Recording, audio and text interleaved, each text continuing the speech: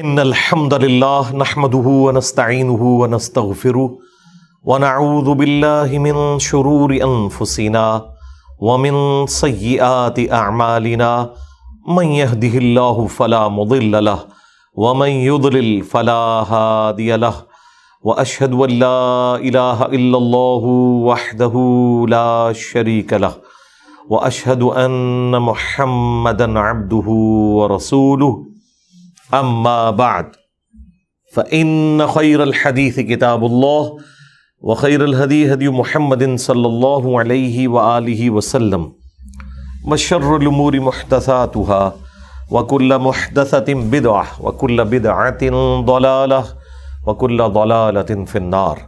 أعوذ بالله السميع العليم من الشيطان الرجيم من همزه ونفخه ونفثه. بسم الله الرحمن الرحيم.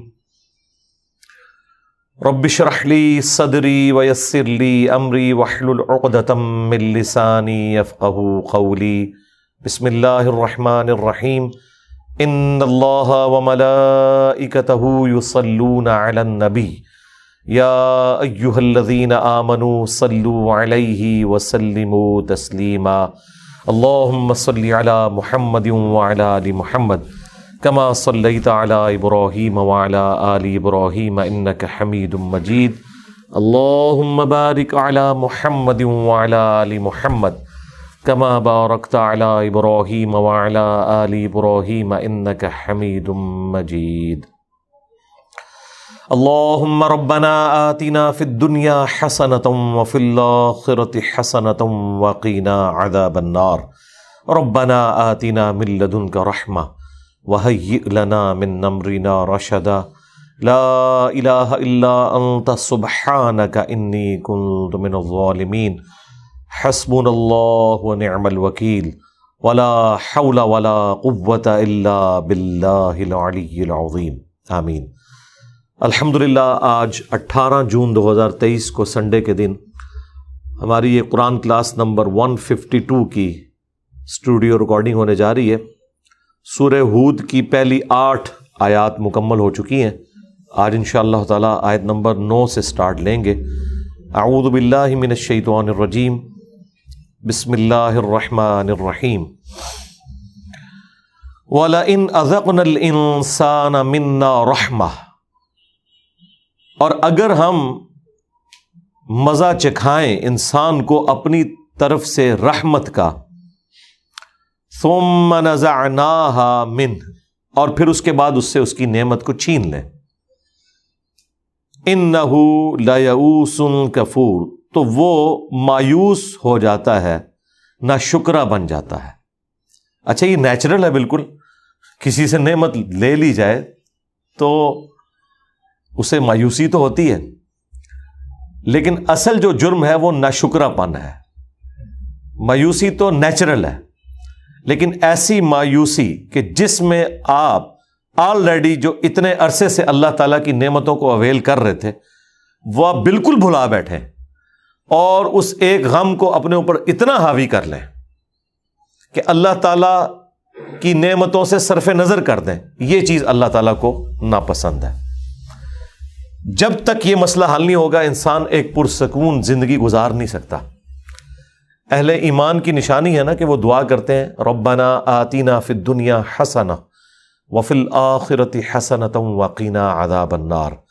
اے رب ہمیں دنیا میں بھی بھلائیاں عطا فرما اور آخرت میں بھی بھلائیاں عطا فرما، اور سب سے بڑی بھلائی ہمیں جہنم کے عذاب سے بچا لے.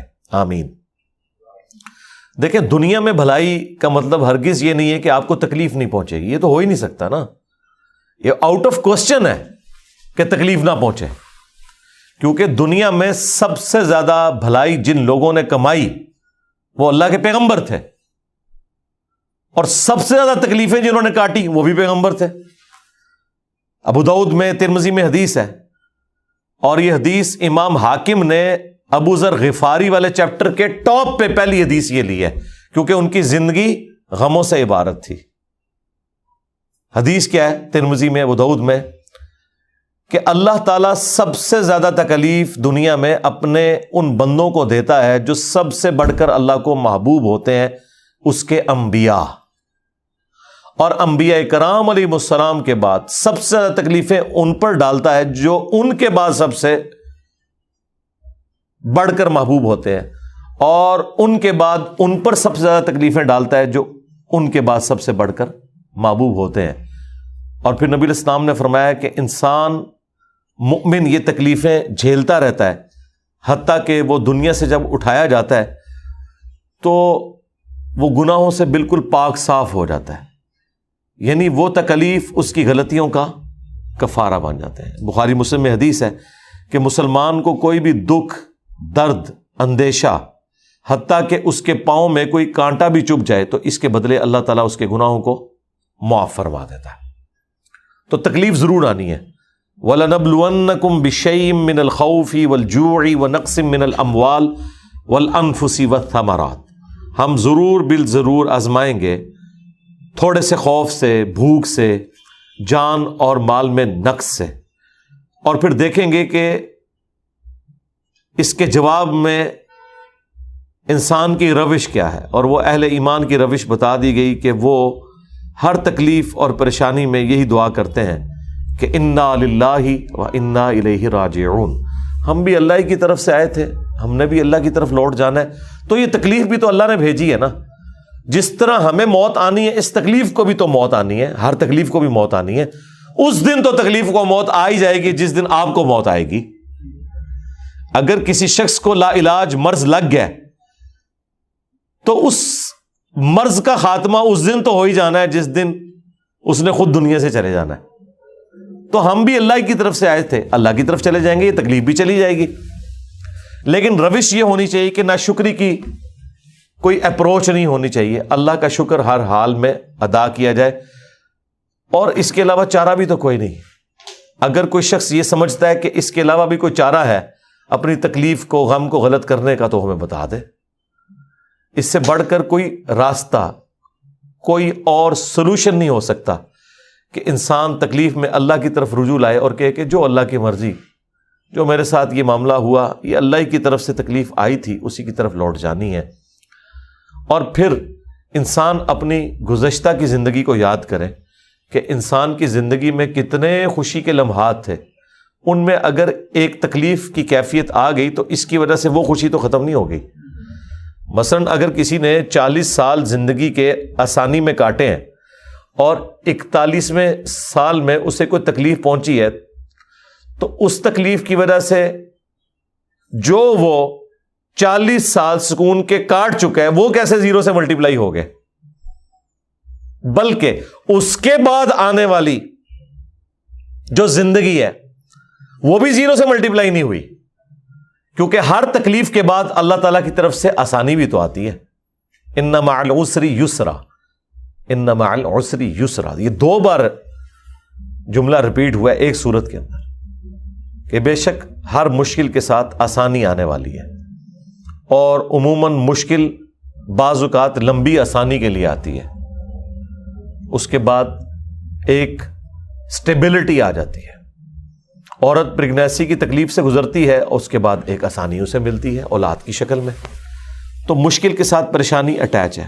آپ ذرا وہ لمحات غور کریں کہ جب یوسف علیہ السلام کو ان کے بھائیوں نے اندھیرے کنویں میں ڈال دیا تھا، تو اس ایک لمحے میں اپنے آپ کو رکھ کے دیکھیں تو زندگی تو انسان کی ختم ہو گئی نا، لیکن اللہ تعالیٰ نے اسی میں سے ان کے لیے آسانی نکال دی۔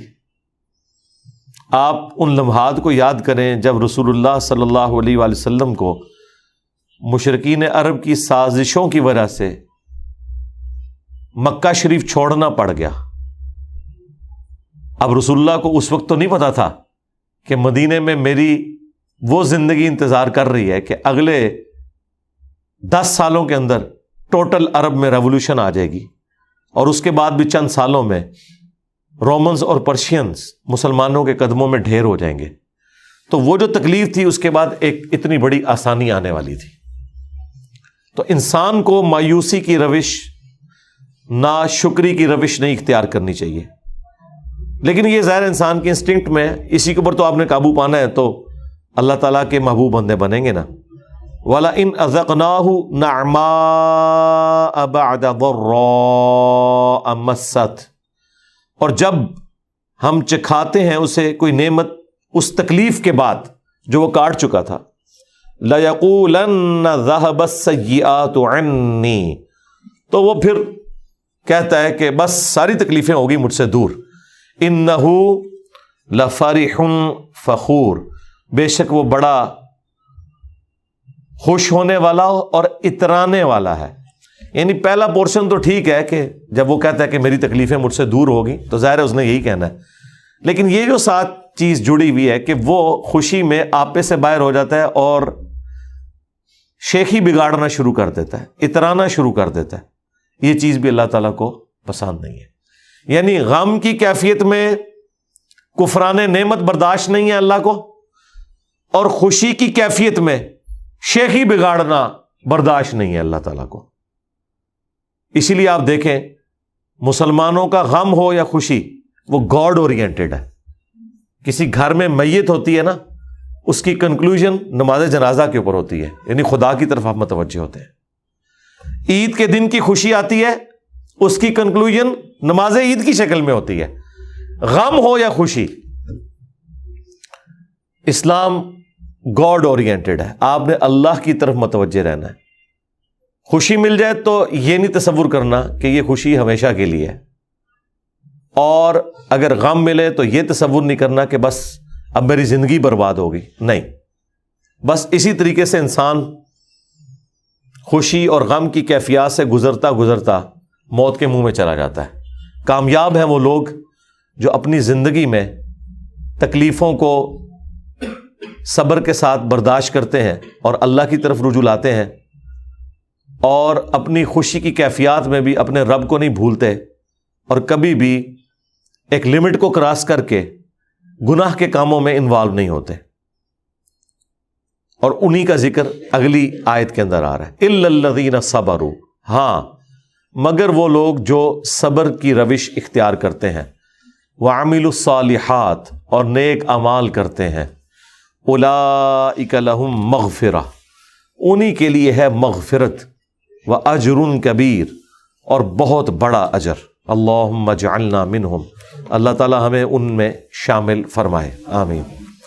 دیکھیں یہ بڑی نیچرل باتیں ہیں اور یہ ہماری بیسک نیڈز ہیں.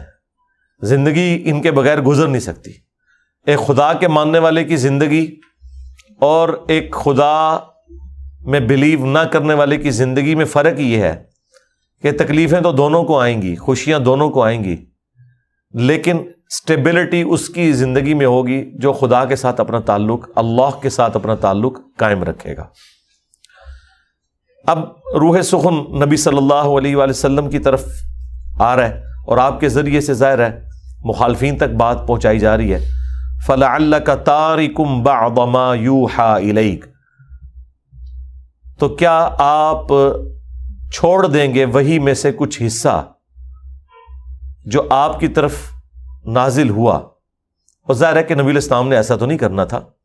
یہ کافروں کو بات سنائی جا رہی ہے کہ جو تم ہمارے نبی کو تکلیفیں دے رہے ہو تو کیا یہ گمان کر رہے ہو کہ وہ ان تکلیفوں کی وجہ سے تمہارے ساتھ کمپرومائز کر دیں گے اور اللہ کا پیغام صحیح طریقے سے نہیں پہنچائیں گے. اور نبی علیہ السلام کو بھی ڈھارس بتائی جا رہی ہے کہ ان تکلیفوں کے آنے کا مقصد ہرگز نہیں ہے کہ آپ کے دل میں بھی کبھی خیال آئے اس حوالے سے کہ کوئی کمپرومائز کی کیفیت ہے، جو سورہ بنی اسرائیل میں آیا کہ قریب ہے کہ اے نبی آپ ان کافروں کی طرف جھک جاتے جو یہ آپ سے ڈیمانڈ کر رہے ہیں، اگر ہم آپ کو ڈھارس نہ بتاتے.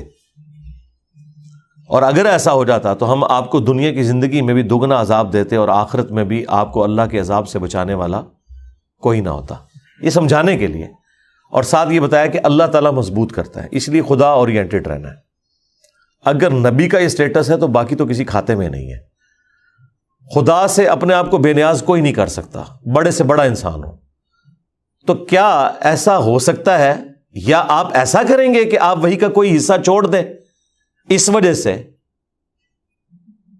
وَضَائِقٌ بِهِ صَدْرُكَ، کہ آپ کا سینہ اس کی وجہ سے تنگ ہو جاتا ہے جو آپ کو ان کی تیکھی باتیں سننی پڑتی ہیں. کون سی باتیں؟ اَن يَقُولُوا لَوْلَا أُنزِلَ عَلَيْهِ كَنْزٌ، کہ یہ کافر کہتے ہیں کہ ان پر آسمان سے کوئی خزانہ نازل کیوں نہ ہوا، او جاء معہ ملک، یا ان کے ساتھ کوئی فرشتہ ہوتا۔ اس کے علاوہ بھی اور ڈیمانڈز تھیں۔ سورہ بنی اسرائیل میں آیا کہ اس کا کوئی باغ ہو جس میں یہ نہریں روا کر کے بتا دے، ہمیں آسمان پہ چڑھ کے بتائے یہ، اور اس کے چڑھنے کو بھی نہیں مانیں گے۔ ہمارے سامنے ایک کتاب لے کے اترے، اس کے ساتھ فرشتے اترے، 9 معجزات تھے وہ مانگتے تھے، اور اس کے جواب میں اللہ تعالیٰ نے سورہ بنی اسرائیل میں فرمایا کہ تم فرما دو میں بشر ہوں، رسول ہوں، معجزات اللہ تعالیٰ کے اختیار میں، اپنی مرضی سے تو میں معجزہ نہیں دکھا سکتا، اور میں تو صرف ڈر سنانے والا اور خوشخبری سنانے والا ہوں۔ یہاں پہ بھی آ رہا ہے کہ اے نبی علیہ السلام، آپ نے اس حوالے سے کوئی اپنے دل میں تنگی محسوس نہیں کرنی کہ جو یہ آپ کو باتیں سننے کو ملتی ہیں کہ اس پہ آسمان سے خزانہ کیوں نہیں نازل ہوا، کوئی فرشتہ اس کے ساتھ نازل کیوں نہیں ہوا۔ انما انت نذیر، تم تو نہیں ہو مگر صرف ڈر سنانے والے آخرت کا۔ واللہ علی کل شیء وکیل، اور اللہ تعالیٰ ہی ہر چیز کے اوپر نگہبان ہے۔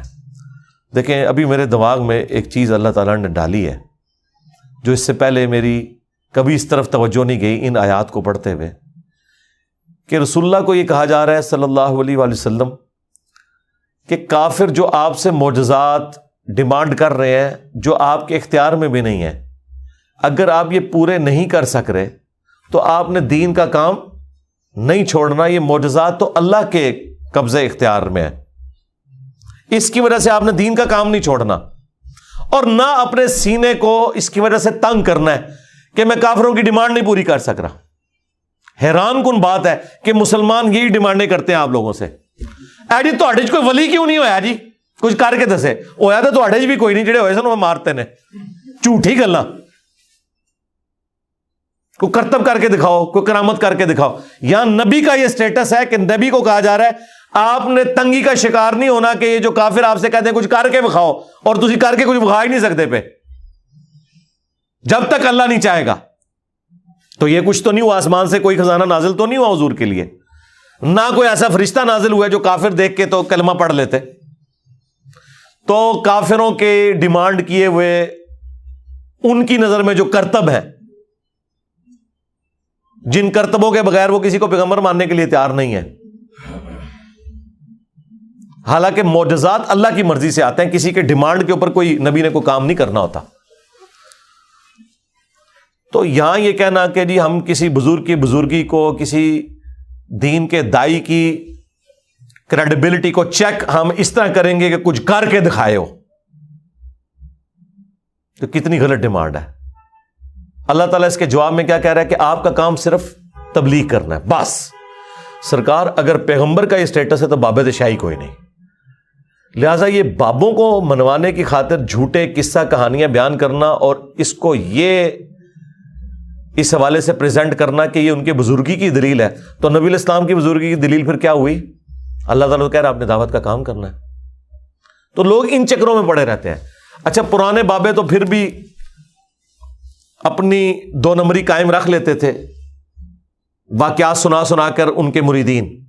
اب ہے میڈیا کا دور، اب جتنے اس وقت بڑے بڑے بابے ہیں، میں کہتا ہوں جی اس وقت جو پلانٹ ارتھ پہ بابے ہیں نا، پرانے بابے تو ان کے مقابلے میں شاہی کوئی نہیں ہے۔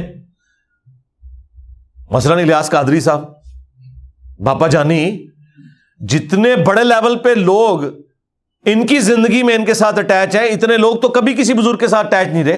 وہ پرانے بزرگوں کے ساتھ کوئی 2000 3000 5 10 15 20,000 بندہ ہی اٹیچ ہوتا تھا، ان کے تو مریدین ہی 40-50 لاکھ ہیں، کروڑوں لوگ ان سے محبت کرتے ہیں دنیا میں۔ اس زمانے میں تو کروڑوں کر بھی نہیں سکتے تھے، مسلمانوں کی آبادی بھی اتنی نہیں تھی۔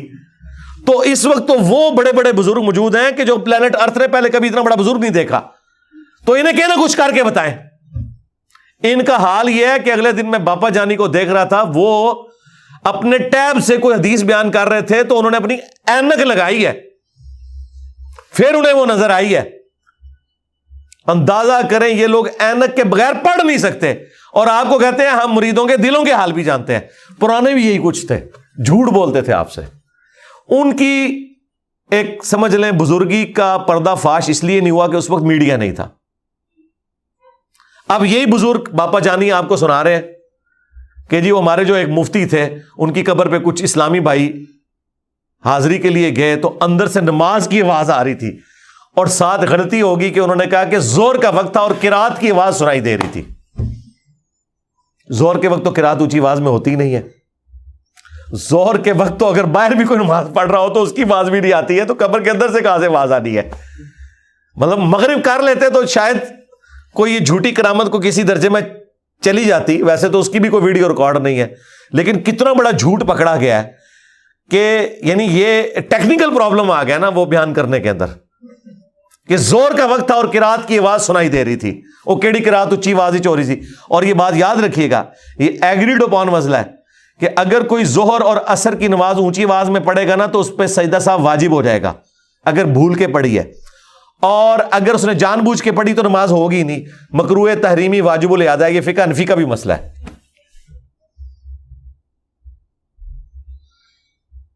اور اسی طریقے سے اگر کسی نے مغرب اور عشاء جو ہے وہ سرن پڑھی ہے, اگر وہ جماعت کے ساتھ, اور وہ تو کہتے ہیں جماعت کے ساتھ پڑھ رہا ہے, تو اس پہ بھی سجدہ صاحب واجب ہوگا. اندازہ کریں آپ کہ یہ کیسے کیسے جھوٹ پھیلاتے ہیں. تو مجھے ابھی یہ بات کلک کی اس میں سے کہ اے نبی آپ نے کوئی تنگی محسوس نہیں کرنی ہے کہ اگر آپ کوئی معجزہ ان کو نہیں دکھا سک رہے تو آپ کا کام تو صرف دعوت دینا ہے. یہ معجزات دکھانے سے کیا کوئی پیغمبر اسٹیبلش ہوتا ہے؟ اگر یہ پیغمبروں کا یہ سٹیٹس ہے کہ انہوں نے صرف بات کرنی ہے, بات پہنچانی ہے, تو باب شاہی کوئی نہیں. تو اگلے زمانوں میں اور پیغمبر صلی اللہ علیہ وآلہ وسلم کے مبارک دور کے اندر بھی صحابہ کرام نے جو آپ کو ماننا ہے آپ کے کریکٹر کی وجہ سے مانا ہے, نہ کہ یہ کہ آپ علیہ السلام نے کوئی منہ مانگے معجزات انہیں کر کے دکھائے. معجزات جو ہوئے وہ اپنی جگہ ہے, ان کا انکار ممکن نہیں ہے, لیکن ان کے بغیر بھی نبی علیہ السلام کے کریکٹر کی وجہ سے لوگوں نے اسلام قبول کیا. 3 سال تک تو آپ خفیہ دعوت دیتے رہے. جب دعوت ہی خفیہ تھی تو اس میں تو معجزات ہے ہی کوئی نہیں تھے. اس میں کتنے لوگ مسلمان ہوئے؟ اور پھر جب اعلانیہ دعوت ہوئی ہے تو سامنے سے چیلنج کیا گیا, ہاں جی کر کے بخا, کر کے بخا. جب وہ یہ کہتے تھے قرآن نازل ہوا کہ اللہ کی مرضی ہے کہ ایسا نہیں ہوگا, قرآن نبی کا معجزہ ہے. تو لہٰذا اس طرح کی ڈیمانڈ کرنا یہ کافروں کی نشانی ہے جو یہ کرتے ہیں اور اس کو بزرگی کی دلیل پیش کرتے ہیں. اور جب میں نے یہ بات کی نا تو مفتی منیب الرحمان صاحب نے جو میرے خلاف مضمون لکھے نا دنیا اخبار میں, جس سے میں نے ریبٹل کیا تھا, رپلائی ٹو مفتی منیب الرحمان آن کرامات, تو انہوں نے میرے اوپر یہ فٹ کیا ہے کہ یہ جو کہتا ہے نا کہ آپ کے بزرگ یہ کر سکتے تھے تو ان کیوں نہیں کر کے دکھاندے, تو کر کے دکھاؤ. انہوں نے کہا کافر بھی یہی نبیوں سے کہتے تھے کہ کر کے دکھاؤ, تو نبی جواب میں کہتے تھے کہ اللہ کے اختیار میں ہم نہیں کر سکتے. تو وہ کہتے ہیں جو آپ ہمارے بزرگوں سے کہہ رہے ہو ان کے اختیار میں کوئی نہیں, اللہ چاہے گا تو ہوگا. میں نے کہا شکر الحمدللہ, اس کی وجہ سے انہوں نے مان لیا کہ بزرگ کچھ نہیں کر سکتے اور نبی بھی کچھ نہیں کر سکتے جب تک اللہ نہ چاہے. حالانکہ اس سے پہلے یہ آپ کو کیا کہتے تھے, چاہے تو اشاروں سے اپنے کائے ہی پلٹ دیں دنیا کی. ہاں نگاہ ماری تے مری ساڑ دیتا, نگاہ ماری تے پہاڑ سونے کا ہو گیا, نگاہ ماری. پہلے یہ کہتے تھے. آپ کہتے ہیں نہیں, یہ جو انجینئر صاحب کہہ رہے ہیں نا, تو کافر بھی یہی ڈیمانڈ کرتے تھے کر کے بکھاؤ. تو اس کے جواب میں اللہ تعالیٰ یہی کہتا تھا کہ نبی کو میرے اختیار میں کوئی نہیں ہے. تو ہم انجینئر کو یہی جواب دیں گے کہ بھائی یہ آپ کی ڈیمانڈ غلط ہے. چلیں, اس ڈیمانڈ کرنے کا فائدہ یہ ہوا ہے, ٹھیک ہے انہوں نے مجھے منسوب کیا کافروں کی طرف, لیکن اس کا فائدہ یہ ہوگا کہ جو عقیدہ ہم سمجھانا چاہ رہے تھے وہ انہوں نے سمجھ لیا. یہی تو ہم بھی کہہ رہے ہیں, جو یہ کہہ رہے ہیں یہی ہمارا عقیدہ ہے. کشف کے بارے میں اور کرامات کے بارے میں, معجزات کے بارے میں, جو بھی انہوں نے مختلف نام دیے ہوئے چیزوں کو. ام یقولون افتراہ, کیا یہ کہتے ہیں کہ یہ نبی نے یہ جھوٹ باندھ دیا ہے اللہ تعالیٰ کے اوپر قرآن, نعوذ باللہ. قل فأتوا بعشر سور مثلہ مفتریات, تو اے نبی ان سے فرماؤ کہ اگر تم اپنے دعوے میں سچے ہو نا تو 10 صورتیں تم بھی گھاڑ کے لے آؤ اس کے ساتھ کی. اگر یہ نبی گھڑنے والا ہے نا تو 10 تم بھی گھاڑ لو. وَادْعُوا مَنِ اسْتَطَعْتُم مِّن دُونِ اللَّهِ, اور بلا لو جن کو بھی بلا سکتے ہو اللہ کے مقابلے پر جو ہستیاں ہیں, ان کنتم صادقین, اگر تم سچے ہو. اچھا, یہاں پہ 10 صورتوں کا چیلنج آیا. یہ چیلنج شروع ہوا تھا کتاب سے. سورہ بنی اسرائیل میں آیا کہ تمام جن و انس مل کر قرآن جیسی کتاب نہیں لا سکتے.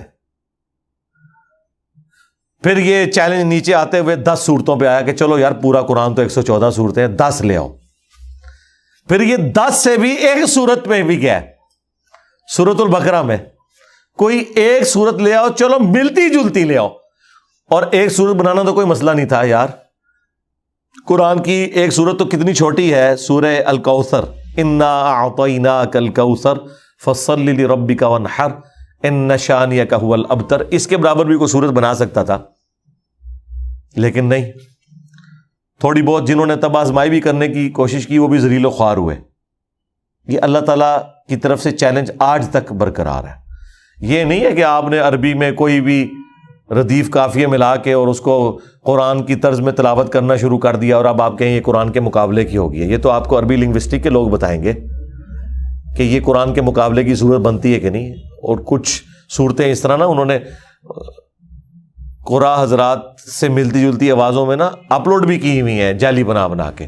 عام مسلمانوں کو تو نہیں پتہ چلتا کہ وہ قرآن ہے یا وہ سمپل عربی کی کوئی شعر و شاعری ہے جو انہوں نے نا عبد الباسط کی طرز میں نا بالکل اسی سٹائل میں نا انہوں نے یہ اپلوڈ بھی کی ہوئی ہیں.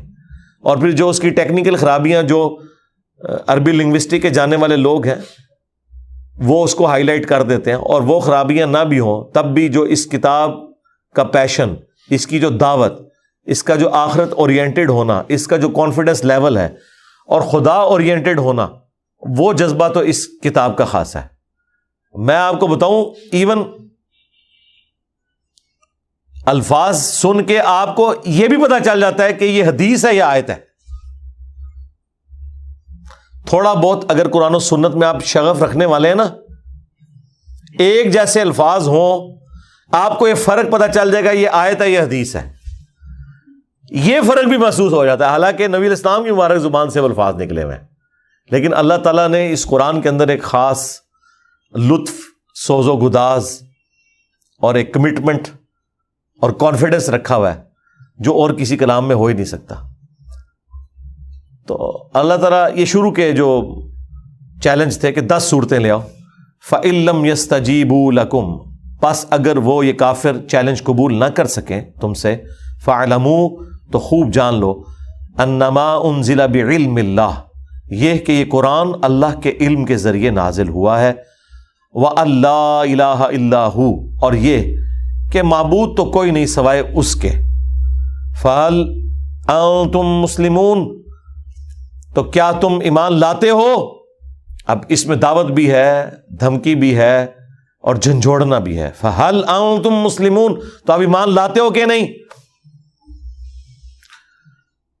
اب اگلی آیات بھی فکر آخرت اور دنیا پرستی کے حوالے سے کمال کی گفتگو ہے. اور یہ مضمون سورہ شورى میں بھی آیا ہے، سورہ ہود میں بھی آ گیا. من کان یرید الحیات الدنیا وزینتها، جو کوئی بھی تم میں دنیا کی زندگی اور اس کی رونق کا طلبگار ہوگا، نوفی الیہم، تو ہم اسے دنیا میں پورا پورا دیں گے، اعمالہم، اس کے اعمال کا بدلہ، فیہا، اس زندگی میں. لیکن ظاہر ہے اس میں تقدیر بھی غالب ہوگی.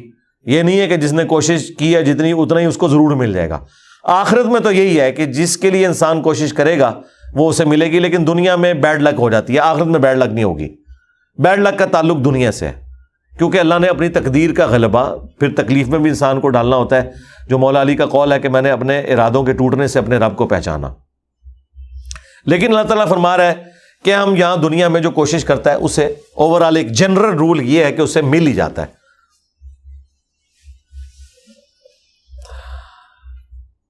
اس دنیا میں وَهُمْ فِيهَا لَا يُبْخَسُونَ،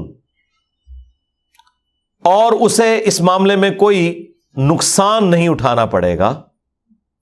أُولَئِكَ الَّذِينَ لَيْسَ لَهُمْ فِي الْآخِرَةِ إِلَّا النَّارُ، لیکن یہ بات یاد رکھنا، ایسے لوگوں کے لیے آخرت کی زندگی میں سوائے آگ کے کچھ نہیں ہے.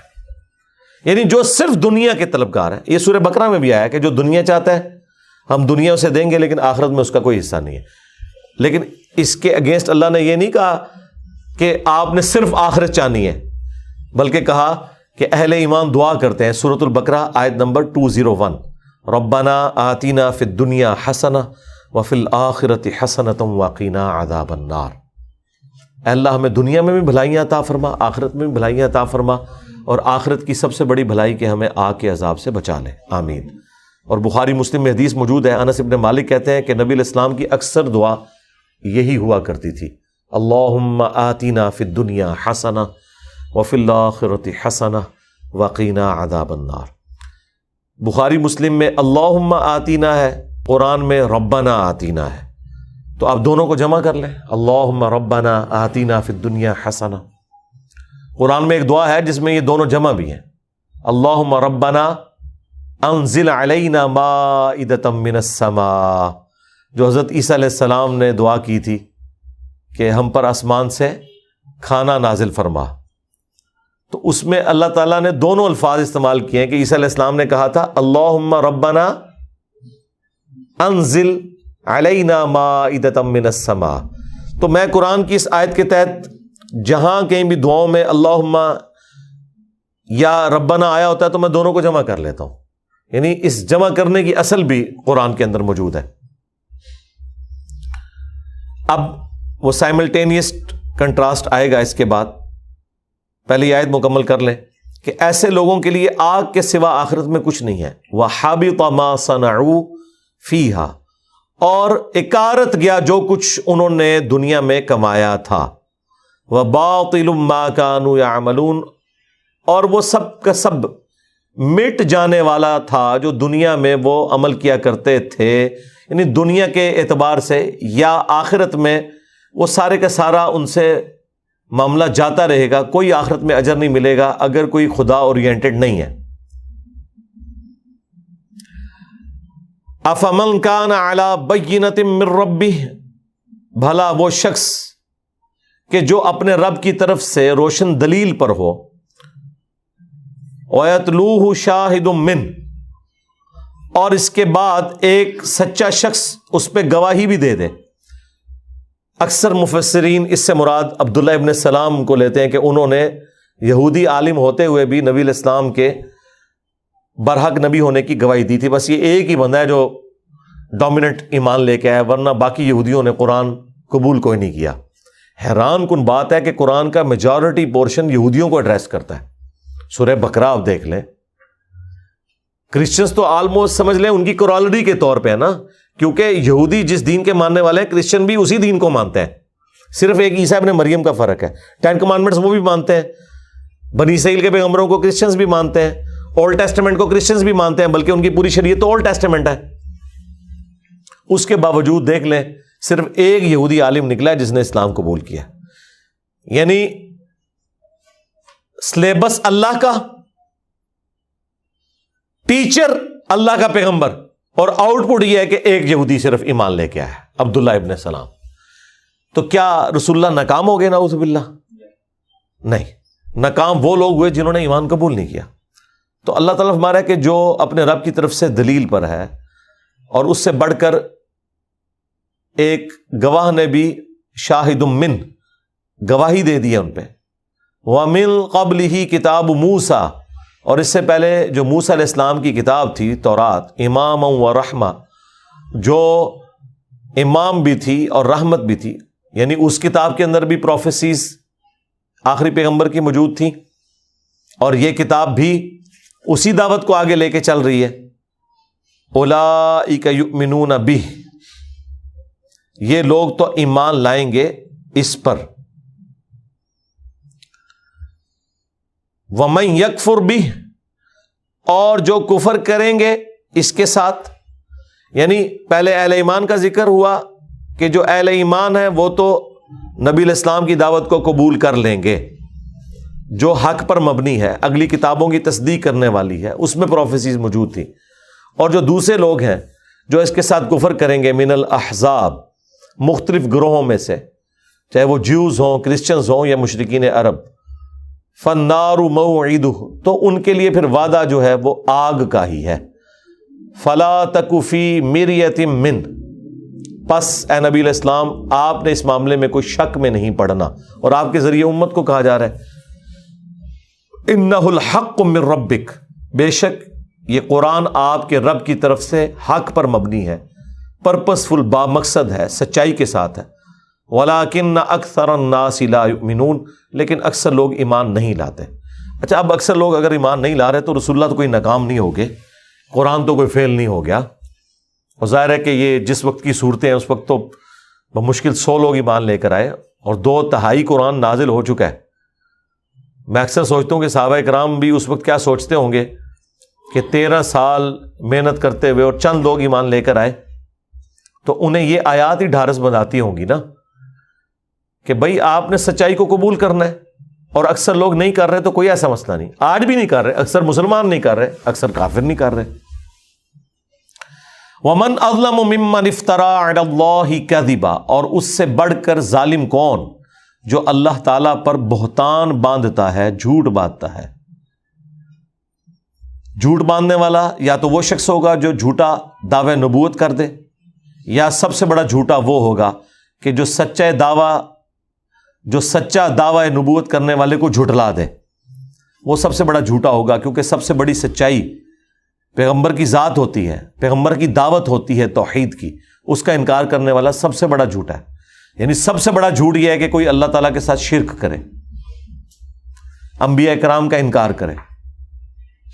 اولئک یعرضون علی ربہم، یہ لوگ پیش کیے جائیں گے اپنے رب کے سامنے۔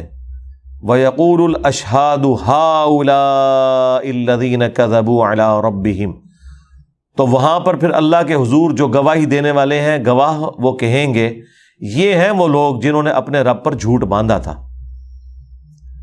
یہ گواہی دینے والے وقت کے پیغمبر بھی ہیں، اور گواہی دینے والے وہ فرشتے بھی ہیں جنہوں نے ان کے نامہ اعمال کو لکھا ہوا تھا، وہ اللہ کے حضور گواہی دیں گے کہ یہ ہیں جو جھوٹ باندھتے تھے اپنے رب پر۔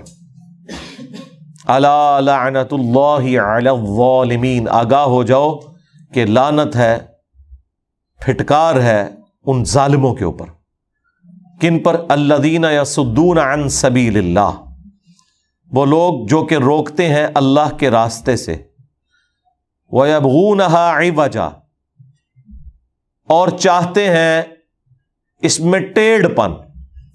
وَهُمْ بِالْآخِرَةِ هُمْ كَافِرُونَ، اور وہ آخرت کے معاملے میں کفر کی روش اختیار کیے ہوئے ہیں۔ ایک تو کفر کی روش یہ ہو سکتی ہے کہ انسان آخرت کا انکار کر دے، ایک یہ ہے کہ وہ زندگی گویا کہ ایسے گزار رہا ہے کہ آخرت میں اس کے ساتھ کچھ نہیں ہونا، تو انڈائریکٹلی وہ بھی کفر کر رہا ہے۔ ورنہ جسے فکر ہو کہ آخرت میں پکڑ ہے تو وہ اپنی مرضی کی زندگی تو نہیں گزار سکتا۔ اولئک لم یکونوا معجزین فی الارض، یہ وہ لوگ ہیں جو کہ اللہ تعالیٰ کو اس زمین میں عاجز نہیں کر سکتے۔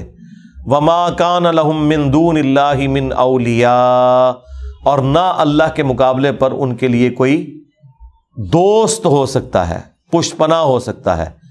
یضاعف لہم العذاب، ان کے لیے دگنا کر دیا جائے گا عذاب۔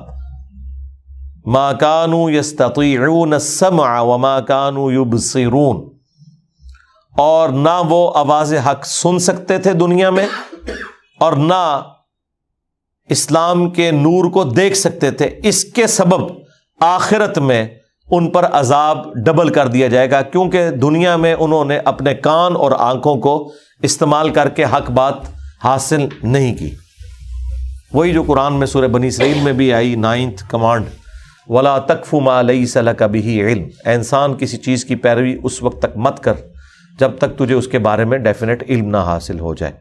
ان السمع والبصر والفؤاد کل اولئک کان عنہ مسئولا، بے شک کان، آنکھ اور عقل، دل ہو یا دماغ، کوئی بھی چیز، اس کے بارے میں تم سے پوچھا جائے گا کہ تم نے ان کو استعمال کر کے حق حاصل کرنے کی کوشش کیوں نہیں کی۔ اولئک الذین خسروا انفسہم، یہ وہ بدقسمت لوگ ہیں جنہوں نے اپنی جان کو خود نقصان پہنچایا۔ وَضَلَّ عَنْهُمْ مَا كَانُوا يَفْتَرُونَ، اور ان سے سب کچھ غائب ہو گیا جو دنیا میں وہ جھوٹ گھڑا کرتے تھے۔ دنیا میں کہتے تھے نا کہ فلاں میرے کام آ جائے گا، آخرت میں بھی اللہ تعالیٰ ہمیں دے دے گا۔ یہ بھی ایک کنسیپٹ تھا کہ جس نے دنیا میں ہمیں سب کچھ دیا، اس کا مطلب ہے ہمارے اندر اہلیت ہے، آخرت میں بھی ہمیں دے گا اگر آخرت ہوئی۔ سورۃ الکہف میں یہ بھی ذکر ہے، یہ بھی کنسیپٹ تھا۔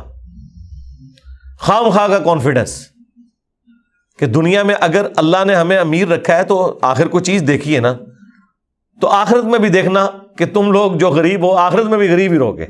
یہ بھی تھے ایسے لوگ بھی کہ جو اس طرح کا کانسیپٹ بھی رکھتے تھے کہ آخرت کے ساتھ بھی انہوں نے اپنے تکبر اور اپنے آپ کو بڑا سمجھنا کہ ہم کوئی اللہ تعالیٰ کے چنے ہوئے لوگ ہیں یہ جوڑا ہوا تھا.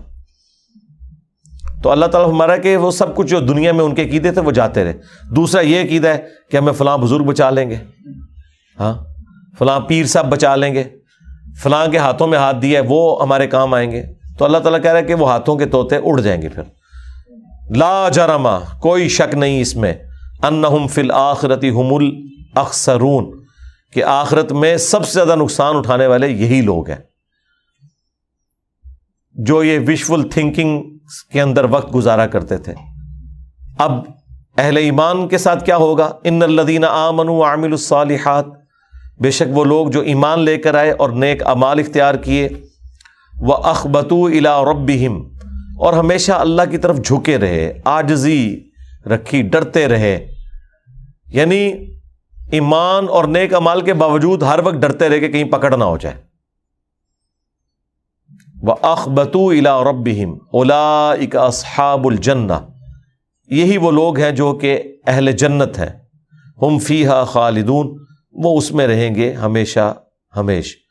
اللہم اجعلنا منہم مع النبیین والصدیقین والشہداء والصالحین, آمین. مثل الفریقین کالاعمی والاصم, ان دونوں فریقوں کی, گروہوں کی مثال ایسی ہے جیسا کہ ایک اندھا اور بہرا ہو. یہ اللہ تعالیٰ نے کافروں کو کہا ہے, اگرچہ ان کے پاس آنکھیں بھی تھیں اور کان بھی تھے لیکن انہوں نے استعمال کر کے حق قبول نہیں کیا. تو اللہ نے کہا کہ جس طرح دنیا میں اندھا اور بہرا شخص بمقابلہ والبصیر والسمیع, دیکھنے والے کے اور سننے والے کے, یعنی کہ اہل ایمان, حل یستویان مثلا, کیا یہ دونوں کی مثال برابر ہو سکتی ہے کہ جو اندھا ہو اور بہرا ہو اور جو دیکھنے والا ہو اور سننے والا ہو؟ دنیا میں یہ برابر نہیں ہو سکتے. دیکھیں اگر انسان اندھا بھی ہونا, اگر سنتا ہونا تو اپنے کئی معاملات چلا سکتا ہے, لیکن ایسا اندھا جو سنتا بھی نہ ہو, آپ مجھے بتائیں اس بیچارے کی زندگی کتنی ڈیپینڈنٹ ہے دوسروں کے اوپر. تو اللہ تعالیٰ نے کافروں کی مثال ان لوگوں سے دی ہے اور اہل ایمان کو کہا دیکھنے والے اور سننے والے. حالانکہ آنکھیں اور کان ان کے بھی تھے لیکن انہوں نے ان کو استعمال کر کے حق بات تک پہنچنے کی کوشش نہیں کی. اس کی وجہ سے گویا کہ وہ اندھے اور بہرے ہیں. جو دیکھنے کا سا دیکھنا تھا وہ انہوں نے نہیں دیکھا, اور جو سننے کا سا سننا تھا وہ نہیں انہوں نے سنا. حل یستویان مثلا, کیا ان کی مثال برابر ہو سکتی ہے؟ افلا تذکرون, تو کیا یہ نصیحت حاصل نہیں کرتے؟ اب نصیحت تو ظاہر ہے انہی لوگوں نے حاصل کرنی ہے جو کوشش کریں گے, جو کوشش نہیں کریں گے انہیں تو کچھ نہیں ملنے والا. اللہم ثبتنا علی القرآن, آمین. اب یہ 24 آیات سورہ ہود کی ہو چکی. اب اگلے 2 رکوع جو ہیں وہ سیدنا نوح علی نبینا و علیہ الصلوۃ والسلام کی دعوت حق کا بیان آ رہا ہے. اگرچہ یہ بیان سورۃ الاعراف میں بھی گزر چکا ہے کافی تفصیل کے ساتھ, لیکن قرآن کا یہ جو موقع اور محل ہے یہ سب سے زیادہ تفصیلی حالات حضرت نوح علیہ السلام کے جس صورت میں آئے ہیں وہ سورہ ہود ہے. میں نے سورہ ہود کے تعارف میں بھی بتایا تھا. سورۃ الاعراف میں بھی میں کافی تفصیل سے بولا ہوں, لیکن کچھ چیزیں اس میں بھی مسنگ تھیں جو یہاں پر کور ہو جائیں گی. اگرچہ میں نے کراس ریفرنس کے طور پر سورۃ الاعراف میں بھی کور کی تھی, لیکن یہاں پہ تو ریئل ٹائم اب ان آیات کو ہم 2 رکوعوں میں حضرت نوح علیہ السلام اور ان کی قوم کا ذکر آ رہا ہے, اور اس کے بعد پھر مسلسل انباء الرسل کا سلسلہ اس صورت میں چلے گا, اور پھر کنکلوژن اس کا جا کے جب ہوگا پھر نبی الاسلام کی مبارک دعوت کے اوپر, اور یہ اینڈ پہ اسی میں وہ آیات آئیں گی کہ ہم نے انبیاء کے واقعات آپ سے اس لیے بیان کیے تاکہ آپ کا دل مضبوط کریں. کہ جب آپ باقی لوگوں کی تکلیف کا ذکر سنتے ہیں نا تو پھر انسان کو صبر آتا ہے کہ مجھے تو اس آزمائش سے نہیں گزارا گیا. تو اس طرح کی تسلی رسول اللہ کو بھی چاہیے تھی صلی اللہ علیہ وآلہ وسلم. اندازہ کریں کہ نبی علیہ السلام کی 13 سالہ مکی دور کی تکالیف اور دوسری طرف 950 سال نوح علیہ السلام کی تکالیف، کوئی کمپیریزن ہی نہیں ہے۔ تو جب اللہ تعالیٰ رسول اللہ کی ڈھارس کے لیے نوح علیہ السلام کا ذکر کرے گا تو نبی علیہ السلام کو تو اپنی تکلیف کچھ نظر ہی نہیں آئیں گی اس کے مقابلے میں، کیونکہ ان کا سپین کتنا زیادہ تھا۔ حضور کو تو پھر بھی اتنے زیادہ جانسار ساتھی مل گئے، نوح علیہ السلام کو 950 سال میں صرف 78 بندے ملے ہیں، اور کتنا بڑا غم کہ اپنا بیٹا بھی کافر، ایک بیوی بھی کافرہ مری، اور آنکھوں کے سامنے وہ پانی میں غرق بھی ہوئی، وہ یہاں پہ آ بھی جائے گا۔ میں تو کبھی اس منظر کو سوچتا ہوں نا تو انسان تکلیف میں پڑ جاتا ہے۔ یہ صرف بیان کرنا، سن لینا، پڑھ لینا یہ بڑا آسان ہے۔ میں نے جب تک یونس علیہ السلام سے متعلق وہ فلم نہیں دیکھی تھی نا، تو مجھے کبھی آئیڈیا نہیں ہوا تھا کہ مچھلی کے پیٹ میں 3 دن اور 3 راتیں گزارنا اس کا مطلب کیا ہے۔ ہاں ہوا تو معجزانہ طور پہ، ورنہ مچھلی کے پیٹ میں تو چند منٹوں میں انسان ختم ہو جاتا ہے، اتنا تذاب ہے کہ وہ تو گھل جائے گا، اس کی تو ہڈیاں بھی مشکل سے ملیں گی۔ وہ معجزانہ طور پر اندھیروں کے اندر سمندری طوفان کا آنا، پھر سمندر میں ان کو پھینکا جانا، کیا غوطہ لگا۔ صرف فلم میں انہوں نے گوروں نے فلمایا ہے یونس علیہ السلام کے اوپر، جو جونا کے اوپر فلم بنائی ہے، وہ دیکھ کے انسان کو آئیڈیا ہو جاتا ہے کہ کیا تکلیف ہوگی۔ مچھلی کے پیٹ میں اکیلے گپ اندھیرے میں بیٹھ کے، اور 1 منٹ کے لیے نہیں، 1 گھنٹے کے لیے نہیں، 3 دن اور 3 رات، 3 دن اور 3 رات تک آپ کو ایک کمرے میں گپ اندھیرے کے اندر رکھا جائے نا، جہاں آپ کے لیے کھانے پینے کی بھی کوئی چیز نہیں، کوئی فیسلٹی اویلیبل نہیں،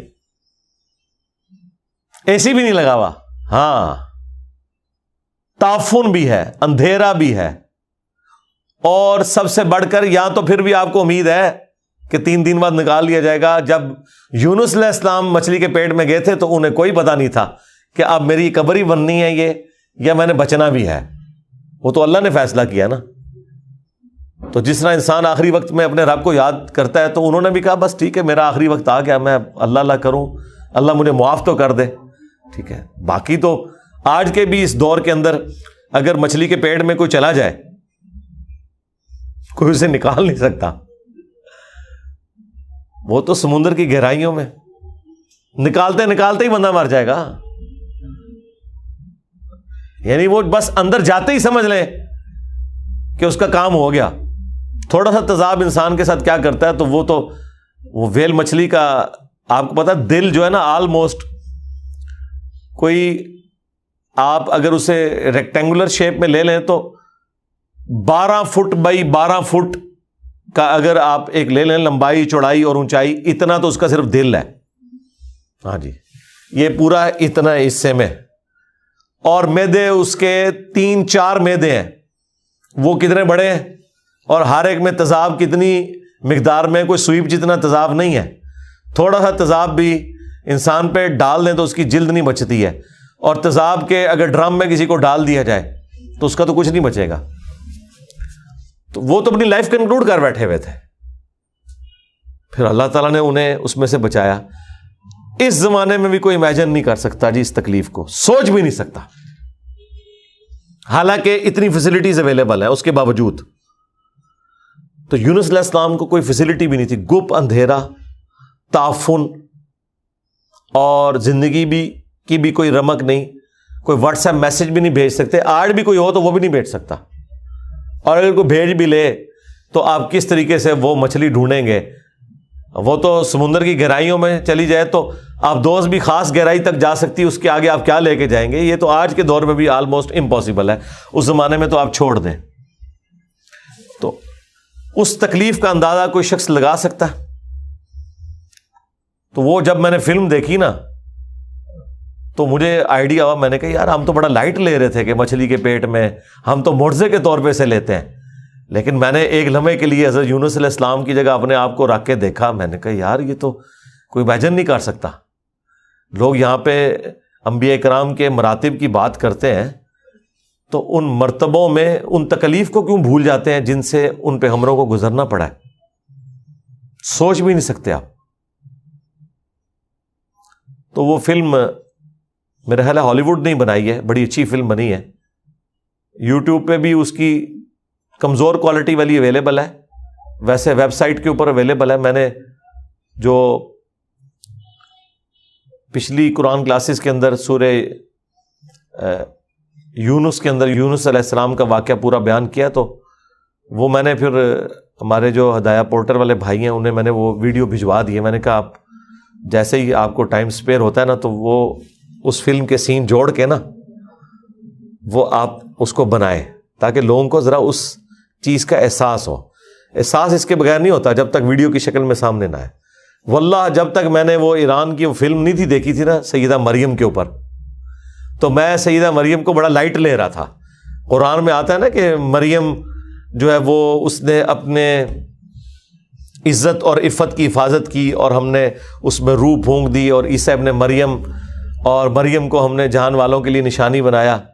اور سورہ مریم میں اور سورہ آل عمران میں جب ہم پڑھتے ہیں کہ ان کی والدہ جو حضرت عمران علیہ السلام جو بنی اسرائیل کے پیغمبر تھے ان کی بیوی تھی، انہوں نے ایک نظر مان لی کہ اللہ جو بھی بچہ میرے ہاں ہوگا نا تو میں اسے ہیکل سلیمانی کی خدمت کے لیے وقف کر دوں گی. اس زمانے میں یہ ہوتا تھا، اللہ تعالیٰ کی طرف سے آفیشیل تھا، چونکہ خانقاہی نظام ایک چل رہا تھا تو وہ اللہ کی خانقاہ تھی، وہ کوئی مزارات نہیں تھے. یروشلم ہیکل سلیمانی ٹیمپل آف سلیمان، اس کی خدمت کے لیے لوگ جو ہے نا وہ وقف کیا کرتے تھے اپنے بچوں کو کہ وہاں پر آنے والے لوگوں کو وہ فیسیلیٹیٹ کریں گے، پانی پلا دیں گے. جس طرح آج ہمارے حاجی حضرات جب مکہ مدینہ جاتے ہیں تو یہاں سے بھی تو وہ بندے بھرتی ہوئے ہیں نا، وہ 4 مہینے کے لیے سعودی حکومت انہیں پیمنٹ کے اوپر وہاں لے جاتی ہے تو وہی خدمت کرتے ہیں نا وہاں پہ. 4000 کے قریب پاکستانی تو جاتا ہے، ہر سال جاتا ہے. اس کے علاوہ جو پرماننٹ جو ملازمین ہیں وہ الگ سے ہیں مسجد نبوی کے اور بیت اللہ کے. تو ظاہر ہے اتنا بڑا سسٹم بغیر یعنی ہیلپرز کے تو نہیں چل سکتا. تو اس زمانے میں بھی ہیکل سلیمانی کی خدمت کے لیے وہ اپنے بچوں کو وقف کرتے تھے، وہ وہاں پہ تعلیم حاصل کرتے تھے. اس کی ایک فارم نبی علیہ السلام کے ہمارے زمانے میں بھی تھی. اصحاب صفہ 155 صحابہ تھے جو مسجد میں ہی رہتے تھے، نبی علیہ السلام کی تربیت کرتے تھے. تو ایک خانقاہ تو نبی علیہ السلام کی بھی مسجد نبوی والی تھی نا، تو وہاں پہ لوگ اپنے بچوں کو چھوڑ جاتے تھے، ان کی پرورش ہوتی تھی، تربیت ہوتی تھی. اور مزے کی بات وہاں تربیت کرنے والے مولوی نہیں ہوتے تھے، اللہ کے پیغمبر ہوا کرتے تھے.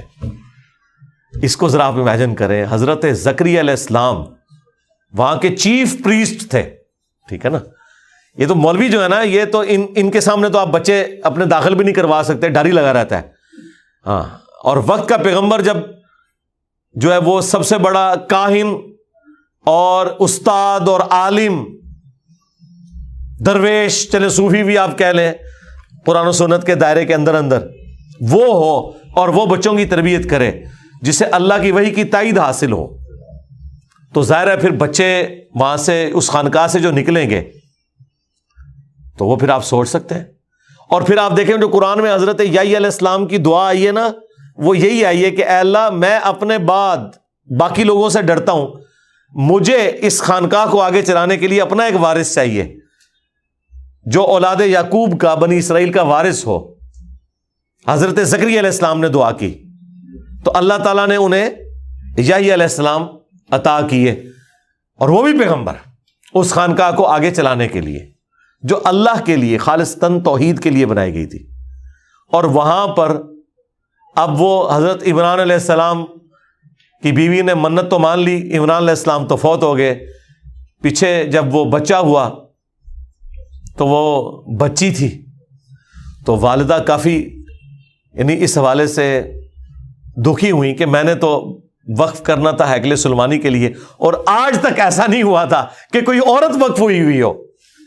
وہاں پہ صرف مرد جاتے تھے، نیچرل بھی ہے، ظاہر ہے سیکس ڈسپلن ہے ایک اسلام میں اور یہ سارے معاملات ہیں. لیکن اللہ تعالیٰ کا فیصلہ کوئی اور تھا کہ یہ بیسیکلی عیسیٰ ابن مریم کسی ایسی ماں کی اولاد ہوں گے کہ جس کی تربیت بھی ایک پیغمبر نے کی ہوئی ہو. اس کی وجہ سے پھر اللہ تعالیٰ نے کہا کہ کوئی لڑکا بھی اس لڑکی جیسا نہیں ہوگا جو ہم نے تجھے لڑکی عطا کی ہے. اور وہ دیکھیں پھر ان کے خالو لگتے تھے حضرت زکریا علیہ السلام، اور ایج ڈفرنس تو بہت زیادہ تھا. خالو آپ یہ نہ سمجھیے گا کہ بالکل کوئی قریب معاملہ تھا، وہ تو انہیں دادا کہہ کے بلاتی تھی، سینئر تھے وہ. تو انہوں نے ان کی تربیت کی، لیکن ظاہر ہے اس پھر ہیکل سلیمانی میں ان کے لیے کمرہ علیحدہ بنانا پڑا. قرآن میں بھی ذکر ہے کہ مشرقی کنارے میں ان کے لیے، کیونکہ باقی تو مرد تھے سارے، بچے تھے، یہ ایک بچی تھی، اور بچی کیا 9-10 سال کی بچی چھوٹی سی، اور وہاں وہ پانی بھرتی ہے، جو لوگ وہاں زیارت پہ آتے ہیں ان کی خدمت کرتی ہے، پھر ہیکل سلیمانی کی وہ صفائی کرتی ہے، چھوٹی سی بچی. یقین کریں وہ جو انہوں نے فلم میں فلمایا ہے نا، وہ انسان کے آنسو نہیں رکتے اتنی چھوٹی سی بچی کو خدمت میں دیکھتے ہوئے. تو مجھے اس دن احساس ہوا کہ یار یہ تو ہم ہر دفعہ پڑھ کے گزر جاتے تھے کہ بچی وقف کر دی. میری بھی اپنی 2 بچیاں ہیں، چھوٹی سی بچی انسان پرماننٹلی وقف کر دے، پھر ماں مرتے دم تک ملی نہیں ہے، چھپ چھپ کے ضرور دیکھتی رہی ہے. ملی اس لیے نہیں کہیں بچی دوبارہ سے ظاہر ماؤں کے ساتھ اٹیچ ہوتی ہیں تو وہ اس اپنے منصب سے نہ ہٹ جائے. آپ اس ماں کی تکلیف کا اندازہ کریں، وہ ماں اسی تکلیف میں فوت ہوئی ہے. لیکن پھر اللہ تعالیٰ نے اسی بچی کو 16 سال کی عمر میں بغیر خاوند کے معجزانہ طور پہ ایک بیٹا عطا کیا، عیسیٰ ابن مریم، وجیہا فی الدنیا والآخرہ ومن المقربین. تو وہ انسان، وہ پھر آخر پہ انہوں نے فلم اس پہ ہی کنکلوڈ کی ہے، جب وہ حضرت عیسیٰ کو اٹھا کے آتی ہیں تو وہ تمام کاہن اور پریسٹ جو ان کے خلاف سازشیں کرتے تھے، جنہوں نے حضرت زکریا کو قتل کرنے کی سازش کی، مریم سے جالس ہوتے تھے اور مریم کو وہ بدکار عورت کہتے تھے، نعوذ باللہ من ذالک، یہ سارا کچھ کرتے تھے. ان ساروں کی وہاں چیخیں نکل گئیں اتنا بڑا معجزہ دیکھ کے کہ ایک بچہ جو ہے وہ شیرخوار بچہ ماں کی گود میں کلام کر رہا ہے کہ میں اللہ کا پیغمبر ہوں، اس نے مجھے کتاب دی ہے، مجھے پیغمبر بنایا ہے، اور مجھے اپنی ماں کے ساتھ حسن سلوک کا حکم دیا ہے. سلام ہو اس دن پر جس دن میں پیدا ہوا، جس دن میں مروں گا اور جس دن میں دوبارہ اٹھایا جاؤں گا. اب یہ سارا منظر جب آپ کے سامنے وہ انہوں نے وہاں پہ فلمایا، آپ کو وہاں پہنچا دیا جی. تو انسان جب تک یہ چیزیں دیکھتا نہیں ہے نا، تو انسان کو یہ واقعات تو بس ایسے ہی معلوم ہوتے ہیں. یہ نوح علیہ السلام کے اوپر بھی فلم بنائی ہوئی ہے انہوں نے، ایک نوحہ نام کی، اس میں کچھ یعنی وہ ایک بے حیائی والا ایلیمنٹ بھی ہے، لیکن باقی جو کشتی انہوں نے بنائی ہے، جس طرح وہ جانور سوار کرتے ہیں، تو جس طریقے سے وہ کشتی چلتی ہے، تو یہ فلمز جو ہے نا ایک ذریعہ ہے بہرحال اس ماڈرن دور میں ایک دعوت پہنچانے کا. میری مرضی سے نہیں بنی ہے، اگر میری مرضی ہوتی تو میں نہ بنواتا، لیکن چونکہ اب بن چکی ہوئی ہیں تو جو لوگ اس لیول کے اوپر کوئی اپنی تھاٹس کو لے کے جانا چاہتے ہیں، ایمان کے اس لیول پہ جانا چاہتے ہیں، خصوصاً وہ لوگ کہ جو روزانہ کوئی نہ کوئی ہالی ووڈ کی یا بالی ووڈ کی فلم دیکھتے ہیں، تو سرکار ہم انہیں تو کہتے ہیں کہ یہ چیزیں دیکھیں، آپ عمر سیریز بھی دیکھیں، جونا فلم بھی دیکھیں، اور مریم مقدس بھی دیکھیں، تو آپ کو اندازہ ہو کہ یار یہ تو بات کرنا آسان ہے. یہ بالکل ایک سمپل آپ کو لگ رہا ہوتا ہے بعض اوقات پڑھنے میں، لیکن جب آپ اپنے اوپر کیفیت وہ طاری کرتے ہیں تو آپ سوچ بھی نہیں سکتے کہ کتنا مشکل مرحلہ ہوتا ہے جس سے گزر کے اللہ تعالیٰ آپ کو کوئی مرتبہ عطا کرتا ہے.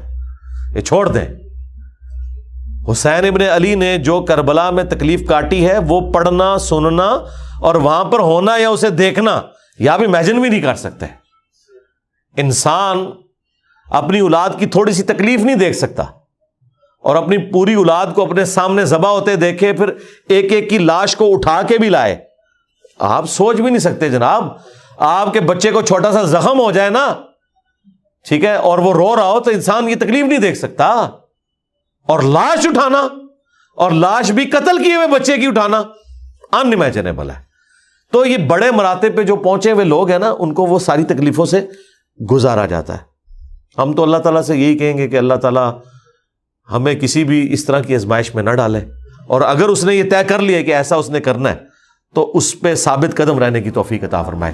سبحانک اللہم و بحمدک، اشہد ان لا الہ الا انت، استغفرک و اتوب الیک، وما علینا الا البلاغ المبین. جزاکم اللہ خیرا.